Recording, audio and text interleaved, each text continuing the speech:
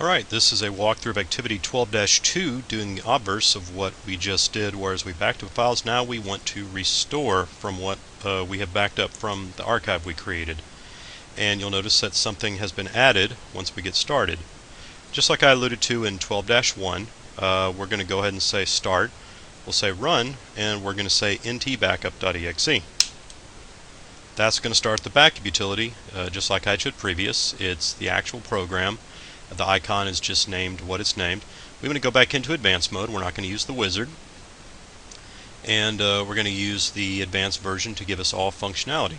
Now, whereas before we hit the backup tab to create our backup, now we're going to go to the third tab, which is restore and manage media. And if you notice, this is the backup config file that we created. And just to show you what I'm talking about, if I browse to it via Windows Explorer, it is right here, backup config, because this is my first writable disk. It's 189 kilobytes, and it recognizes it as a Windows backup file. Now the book wants us to go through a sudo restore, which is what we're going to do. So we're first of all just going to kind of browse through this, and you're going to see that this is going to create a virtual map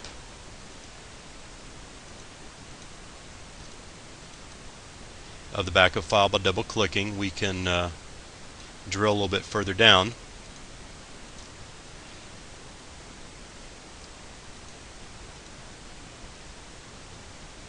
And you can see that it recorded all the folders, but the only real thing that's going to be there is going to be that config file. See, notice in System 32 there should be a lot more, but there's just one that configs. So it has created a nested folder structure, and all the folders that are in the hierarchy are present, and that's important because if you don't save that, when you're trying to restore, you may just dump a whole bunch of files in a single folder, which won't be very helpful. We're going to go ahead and just browse here real quick, and you'll notice that all the folders, the ones that may or may not have entries, but everything that was under the config folder was backed up. So now we want to restore. So we've selected that we want to restore the config folder. It really will be the only thing. Now down here we have the restore files to, and it says original location. We don't want to do that. We want to restore to an alternate location. And in this case, we're going to restore the files to a new folder. I'm once again going to go to my E, and I'm going to say config backup. And I'm going to click start restore. It's going to ask me, am I sure that I want to? And that's because once I start this, it's going to copy the contents of this into that folder. If it were the original folder, it would overwrite what was there. That's why you got to be real careful with it. And I'm going to go and say OK. And now it's going to unpack all the files. Notice it took a little bit less time because it had to de-archive. We'll say close. And we're pretty much done with this.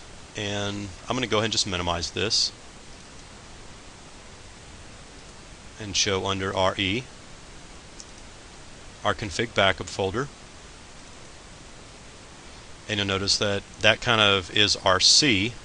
We go under Windows System 32 config, and we should have these files, and we have all the folder structure that we had before. And what's also saved are attributes, timestamps, everything like that.